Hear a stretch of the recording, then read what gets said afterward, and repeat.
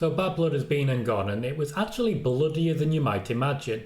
There's plenty of news that's come out of it already, with news on how The Rock got this to come together, as well as how CM Punk reacted to The Rock's arrival. Let's talk Bad Blood. Naturally, we have to start with the Hell in a Cell match, and I can confirm a third of the blood in that match was real, primarily coming out of Drew McIntyre's head when he took a, shall we say, less than scripted blow to the head of a toolbox. He had to be stapled up, and it was coming thick and fast. He also still ended up blading later in the match. So CM Punk's blood, real but bladed. Drew McIntyre's blood, real and not bladed. And then real and bladed. So this might have been the bloodiest match in wrestling history. And I say that knowing full well that Steve Austin bled out that one time.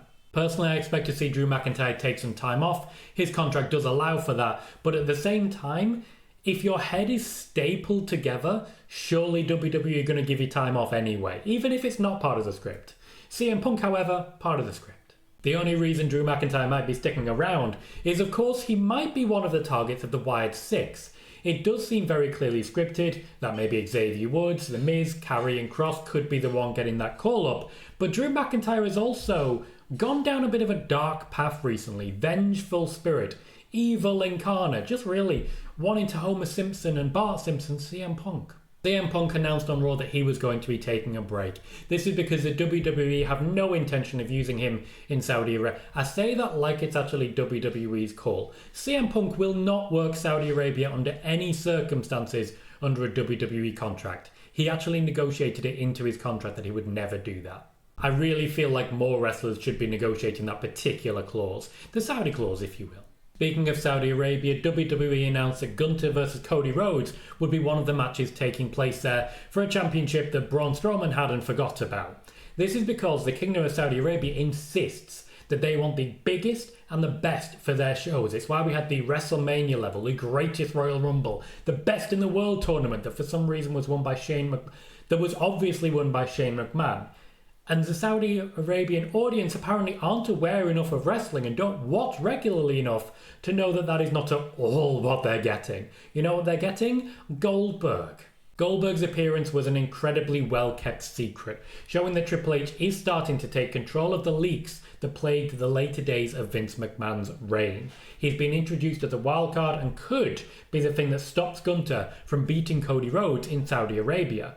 Many are still expecting to see Punk vs Gunther at Survivor Series, but given that Punk vs Rollins is still the direction for WrestleMania, Gunther vs Goldberg at Survivor Series seems a more obvious choice here. That of course does depend on whether or not CM Punk literally returns the Monday night after Saudi Arabia, which, knowing CM Punk, is very much in his wheelhouse. Stick around till the Rock section to know what CM Punk said in response to The Rock bumping him off the main event. WWE were apparently very disappointed with the Nia Jax vs Bayley match, though little blame went to the wrestlers themselves. Similar to the situation recently with Tonga Loa making a number of mistakes and errors, it is coming across to Triple H as bad luck, though a lot of people have been having bad luck recently. Tiffany Stratton was intended to be the focal point here, and WWE remain happy that this succeeded. The Stratton face turn is one of Triple H's top priorities at the moment. Stratton vs Jax at WrestleMania is a backup option should Charlotte Flair not be there, but long term, the WWE believe that Tiffany Stratton has everything required to become a Becky Lynch level face. And so does Becky Lynch. That said, she will be a backup when it comes to Saudi Arabia. The women's match in Saudi Arabia between Nia Jax and Liv Morgan is already being described as a creative debacle with no real possibility of a clean finish. We will see Raquel Rodriguez involved.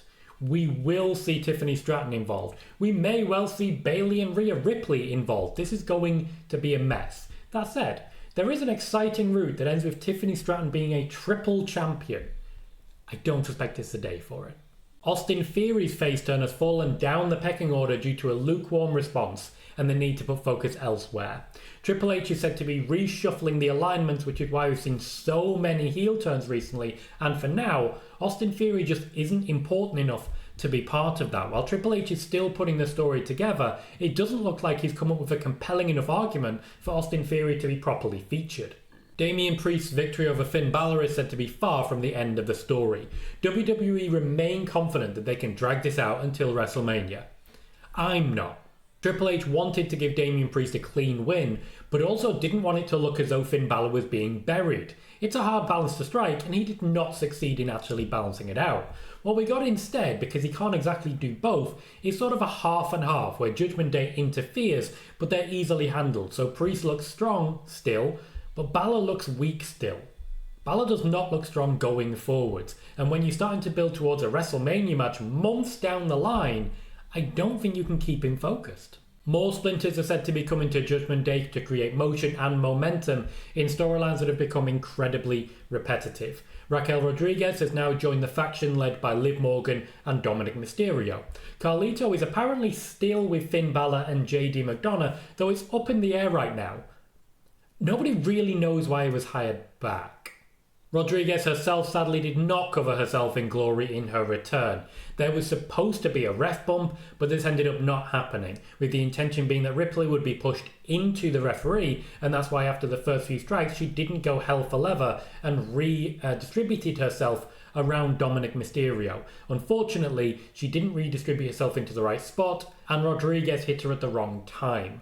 Rodriguez is said to have been visibly upset about this backstage afterwards and was comforted by Morgan and Ripley.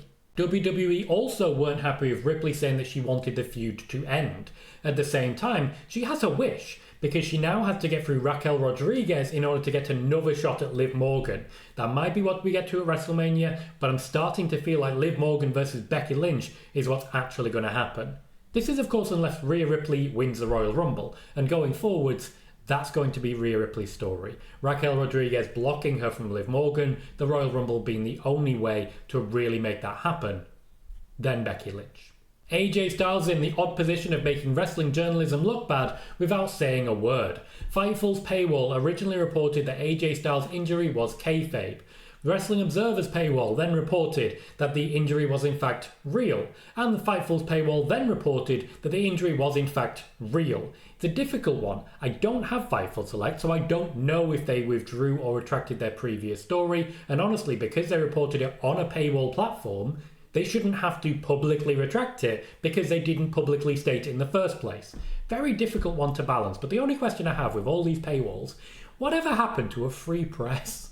Kevin Owens' heel turn was designed to give Cody Rhodes a fresh challenge, despite the fact that we're already looking at another rematch.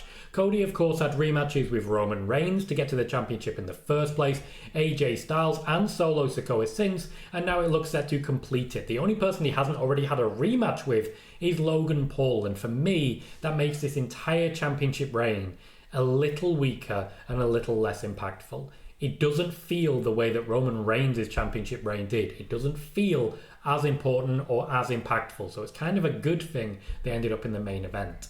Triple H and Roman Reigns are both eager to see the push for Solo Sikoa continue, so Solo Sikoa versus Roman Reigns is still a possibility at WrestleMania. That said, The Rock has himself entered the fray now, writing part of the creative. He was part of the creative for this tag team match, and that's the main reason that he ended up being the main event. The Rock's arrival was apparently somewhat opportunistic.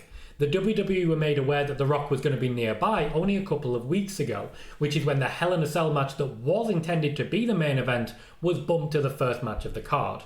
The Rock declared his intention to continue building towards the WrestleMania main event against Cody Rhodes, and Triple H was all for it. One last point, CM Punk. CM Punk is said to have found it king hilarious that Triple H bumped him off the main event again for The Rock. Seriously, if there is a villain of the piece in the WWE, nobody is more villain than The Rock has been to CM Punk. Next week we'll talk match predictions for the show in Saudi Arabia at Crown Jewel. Until then, check out everything else we're doing in the shorts and on Spoiler Warning, and I'll see you next time.